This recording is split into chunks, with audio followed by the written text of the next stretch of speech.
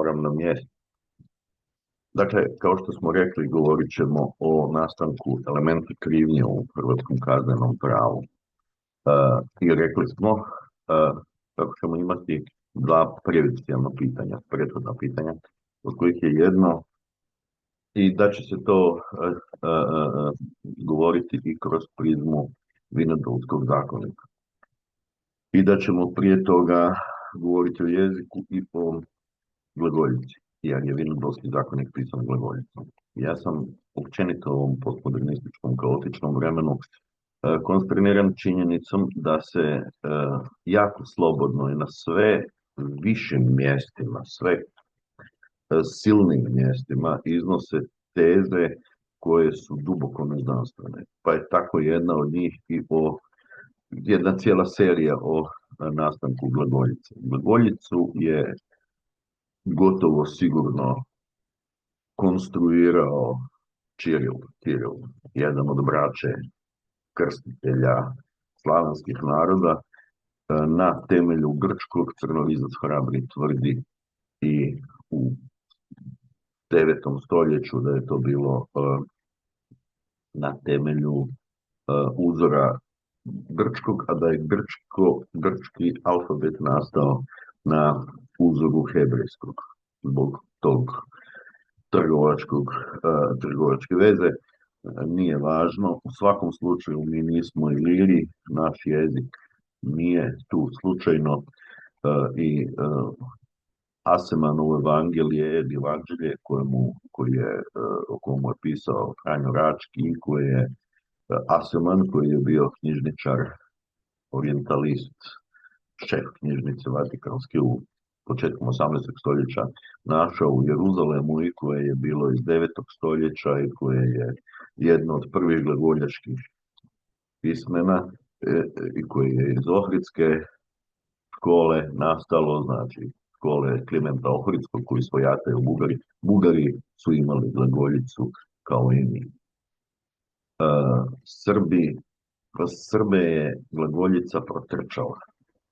Međutim, ona je, iako su slavenski narod, južnoslavenski narod, ali politički su razlozi tome, tako je i u samoj bugarskoj glagoljica i kod nas bila nešto što je bilo emancipacijski na dva načina. Jedan način je bio u odnosu na druge narode okolno, drugo je bilo u odnosu na sami Rim. I Strossmayer, i Stepinac, i Rački, naravno, koji su se borili za glagoljicu, koja jest jedan od temeljnih hrvatskih nacionalnih simbola, oni su se suočavali sa time. Ohridska škola je nastala zato što grčki utjecaj na Bugarsku nije volio glagoljicu, jer je glagoljica bila vezana i uz liturgiju na narodnom jeziku.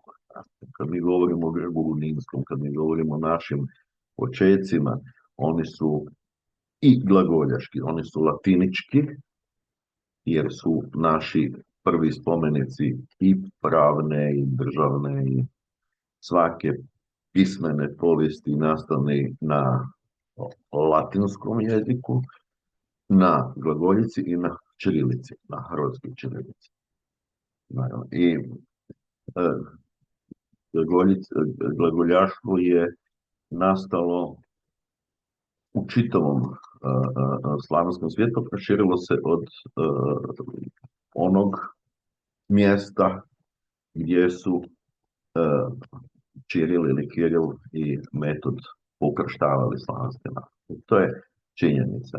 Mi nismo Iliri, mi nismo Goti, mi nismo Iranci, Hrvati to nisu. Oni su u genetskom smislu, to je potpuno besmislena razina, ali i došljaci, dakle, i koji su zatekli tu visoku civilizaciju rimsku, na čijim ruševinama je nastao taj svijet srednjovjekovlja, svugdje i u Italiji. Međutim, glagoljica nije isključivo hrvatsko pismo. Ali je bila vrlo, čak u NDH je bila favorizirana i prije i kroz jugoslavenističke crkvene, unutar crkvene austro-jugoslavenističke pokrete, dakle kao nešto što nije, ajmo reći, čak i srpsko, iako su oni bili skloni u inkorporaciji Srba u jugoslavenizam, a ne u nekakvu jugoslavenski unitarizam, jer je to tek 1900 od 8. nastaje do 11. Tako, i to smo onoj temi o tim Mojviću govorili. Kako god bilo, Vinodolski zakonik je prvi hrvatski pravni spomenik, pisan glagoljicom, u kojemu možemo naći začetke svijesti o postojanju krivnje kao nužnoj pretpostavci za postojanje kaznenog djela, ajmo reći zločin. Znači da si kriv. Ne da trebaš biti kažnjen jer si počinio, tu nema krivnje, nego kriv. Kriv znači tvoj subjektivni, osobni stav prema počinjenju kaznenog djela. Mi ćemo to pojednostaviti pa ćemo govoriti o ubojstvu, iako će primjer iz Vinodolskog zakona neće biti na ubojstvu temeljem. Dakle, mi danas, svi su narodi, sve su sredine imale isti hod razvoja kaznenog prava, samo se on različitom brzinom razvijao. I u početku u rodovskom društvu, u plemenskom društvu postojao je reakcija društvena na krvne delikte bila krvna osveta. U nekim sredinama je to bilo da jako kasno i negdje to postoji i danas. To je krvnoj osveti nema krivnje. Posljedica je vi ste ubili našeg krvnog srodnika, mi ćemo ubiti vašeg. Bilo kojeg vašeg. Ili ako ćemo birati, onda nekoga koje je po važnosti u strukturi vašoj krvnoj podjednako važan. To je postojalo svugdje. I to je Vinodolski zakonik kojeg je naručio knez Leonardo, koji je vladao tim područjem, i pismene ljude, mahom svećenike, jer su mahom svećenici bili jedini pismeni, naputio da oni popišu običajno pravo. Kad god se popisuje običajno pravo, kad god se kodificira običaj, on se uvijek pomalo i unaprijed. Ja sad ne govorim o izvorima svega toga, jer to je nepotrebno za ovo je jedna razina u skalu. I tako je nastao Vinodolski zakonik. U Vinodolskom zakoniku se krvna osveta zamjenjuje institutom koji se na praslavenskom, bugarskom, ruski se kaže vrag, za neprijatelja. Ali taj institut vražda je i vražda se to zvalo tada. To je otkupnina, to je krvnina. Dakle, sa željom da se dokine svijet krvne osvete, što je bilo vrlo napredno u to vrijeme, zato što je područje Vinodola bilo izuzetno razvijeno. Tamo je postojalo kmetovsko društvo, međutim, bila je zemlja plodna, ti nameti nisu bili tako visoki i nisu te socijalne razlike i društvene krivde bile baš tako snažne kao što su bile recimo u 16. stoljeću u doba velikih buna, između u Njemačkoj najviše, pa i u Mađarskoj, i u Češkoj, i u Hrvatskoj, i sa ova sa Matijom Bukcem. Vinodolski zakonik dakle govori o krvnini, o otkupnini. To je schuldig Geld. Sad on već tu govori, već je to nešto u kojemu mi imamo jednu kolektivnu stranu, jedan rod, ili već sad je to i skoro pa obitelj koja je izgubila nekoga u krvnom deliktu. Imamo drugu stranu koja je obitelj ili rod počinitelja, ubojice. I tu se dogovora ili već se zakonom propisuje otkupnina. Otkupnina, krvnina ili iskupnina ubojice. I oni koji su rodnici ubijenog, ubojice plaćaju onima drugima. Ta kodifikacija Vinodolskog zakonika o tome govori. Isti put prolazi svaki kazneno-pravni sustav. U šerijetskom pravu, u arapskom svijetu se to zvalo dijah. Postojala je odredba krvne osvete, a postojala je mogućnost dijaha. Dijah je otkupnina. u arapskom svijetu. To je bilo možda čak malo ranije. Arapski svijet je bio u to vrijeme vrlo razvijene društvene svijesti. To je ovisilo o klimatskim i trgovačkim razlikama. I to je prije dolaska, no, nije bitno. Bitno je da završni nastankom moderne države, modernog kazneno-pravnog sustava, uvodi se inkvizicijsko načelo u kazneno-pravni postupak i u kaznenom pravu, pa u postupovnom dijelu, u kojemu se traži da država, ne više oni među sobom, nema tu više elemenata obveznog prava. Znači sad, kao kad bi ja ubio nekoga iz neke familije i oni bi sad dogovarali sa mojom sestrom da ona njima da parcelu pa da smo krivi. To je krvnina. Ili bi se znalo koja je protuvrijednost potrebna. Rijetko je to bilo gotovo. U čemu je? I na kraju dolazimo do toga da država, uspostav moderne države, uspostavlja se inkvizicijski postupak. Inkvizicijsko načelo u kaznenom postupku kaže da državno odvjetništvo zastupa i da sud, državni sud, ne ad hoc sud, nego državni sud mora ustanoviti objektivnu istinu, a da krivac mora biti kriv za ubojstvo, za krvni delikt ili za ono kazneno djelo oko, sad tu postoje Frankove formule da vas ne opterećemo, kriv namjera, izravna, neizravna, blaži i teži neha i tako. Dakle, da je kazneni postupak prisilni, nedogovorni. Ne možemo se mi dogovoriti. Bila je jedna situacija gdje je žena muža probala nožem u svađi i on je sve dao od sebe da ju oslobodi, nije je mogao osloboditi bezuvjetne zatvorske kazne. Znači, mi nemamo sva prava među sobom, niti kao jedan na jedan, niti kao familija na familiju.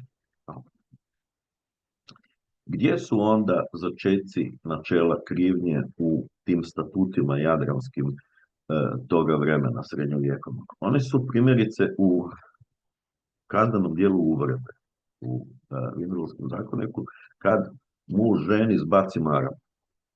Zbacivanje marame je bio, to se još istražuje, dakle, to nije slučajno izbacivanje, to je namjerno izbacivanje marame u javnosti sa namjerom vrijeđanja. Uvreda je kazneno djelo i danas i kod uvrede se nužno traži animus ignoranti. Znači, uvreda mora sadržavati želju za vrijeđanje. Ja ne mogu biti žrtva kaznenog djela uvrede zato što će netko reći da ne voli ljude koji moraju biti na dijeti kao što sam ja sad i izgubio sam prvih 10 kg. Dakle, to nije stvar, znači ako mene netko vrijeđa s namjerom da me uvrijedi, jedino onda postoji kazneno djelo uvrede. Dakle, tu se u Vinodolskom zakoniku traži da je muž zbacio maramu ženi u javnosti i time je uvrijedio. Ako je on namjerno zbacio maramu, očito je to s namjerom da je uvrijedio. To je jedan od tih. Postoji u Dubrovačkom statutu jedan primjer koji se isto proučava i to je otvoreno i dalje, kada se kaže da ako je na Svetog Vlaha nešto učinio, da onda bude teže kažnjen. I većina autora vjeruje da to nije zato što se Republika Dubrovačka brani svetinju Svetog Vlaha time da kaže duplo ćete platiti, duplo ćete biti kažnjeni zato što ste bili zločesti na Svetoga Vlaha, nego da je to zbog toga što se smatra da svatko zna da je Sveti Vlaho i da ako netko nekoga ide ubiti na Svetoga Vlahu, da u njemu ima više zločinačke namjere, da u njemu ima više svijesti da to učini, da on želi presuditi svome neprijatelju ili tako, upravo na taj način. O tome je jako dobro pisao Karbić početkom 20. stoljeća, iako o tome postoje žive u svim kaznenopravnim povijestima, od Škotske do Sicilije i do arapskog svijeta prođen taj put. Nekad se u venecijansko vrijeme, u vrijeme vladanja Venecijanske republike, Venecije i Dužda, ovim istočnim Jadranom smatralo da je vražda, odnosno krvnina, hrvatsko pravo. Ono nije bilo hrvatsko pravo, kao što nije ni glagoljica isključivo hrvatsko pismo bilo. Mi smo sačuvali najveću, a kod nas nema više vražde. Postoje neke u kaznenom zakonu, naravno, ako se krivac pomiri sa žrtvom, da to nešto znači. To je kod blažih istupa u delinkvenciju. Postoji teži oblici kaznenog djela ako je u nekim slučajevima koji su objektivno, ali neizbježan temelj kaznenog djela je dakle 4 elementa. Jedan od njih je krivnja. Krivnje nema do 16. stoljeća kao neizbježnog počinjenja. Kad smo spomenuli inkvizicijsko načelo, onda je neko pomislio vjerojatno na inkviziciju kao na nešto prisilno, i ona jest prisilna. Inkvizicija znači upravo to. Međutim, kako su onda vješci i vještice paljeni od strane inkvizicije, to nije tu isto, to je samo latinsko, tako da je taj institut tada, a mahom je to bilo čak i više u protestantskom svijetu, a dosta i Gutenberg tome pomogao, nakon tiskanja, nakon otkrića tiskarskog stroja dolazi do uzleta tih postupaka, je u tome da se smatralo da je duša čista i da čovjek ili vještica nije svjesno kriva, da je ona ili vještac da je potpisao ugovor sa vragom, zaveden od njega i da se od tijela oslobađa i njegove zle pale sudbine, on time neće biti smatran. No, suma sumarum, dakle, taj nastanak krivnje je kod nas začetak je u Vinilskom ratu. A kasnije je moderno kazneno pravno zakonodavstvo gotovo vrlo slično kod penala koji je Bonaparte potpisao u čitavoj Europi. To je onaj nekakav finalni glavac na moderni kazneno-pravni sustav, iako će sad postoji jedna druga stvar. Znači, biti kriv znači biti slobodan, znači imati slobodnu volju. Volja se uračunava.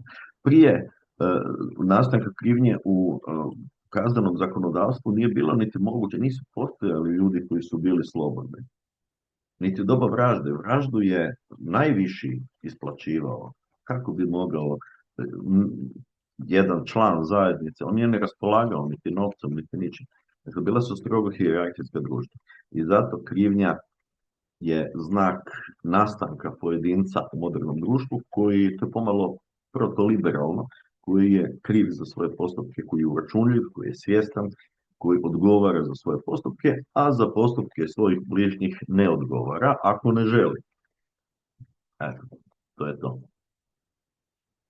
I hvala vam naravno ako sam jednog zainteresirao